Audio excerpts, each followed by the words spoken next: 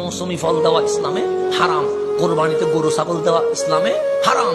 আপনি বিয়ে করতে চাচ্ছেন যুবক, বিয়ে একদম সহজ, যেটা আপনি পারবেন অতটুকু কামিন ধরবে, যতটুকু স্বামীয়ে পারবে, যতটুকু কে পারবে।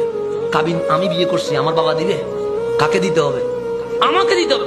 বিয়ে তো আমার, বউ আমার না, কাবিন কে দিবে?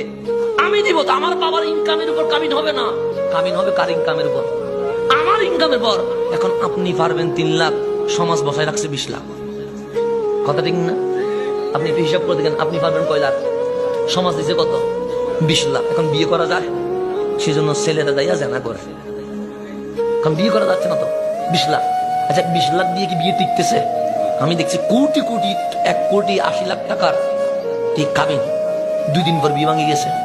কাবিন দিয়ে সংসার টেকে না, মোহাব্বত দিয়ে সংসার টেকে। কাবিন তো মেয়ের সম্মান, কাবিন সংসার ধরে না, কাবিন হচ্ছে মেয়ের সম্মান। কেমন যেন আমি মাহফিল আসছি, আমার একটা হাতিয়া দিবে, এটা সম্মান।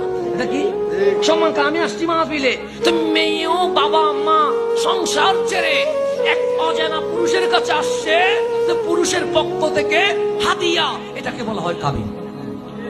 এটাকে বলা কি?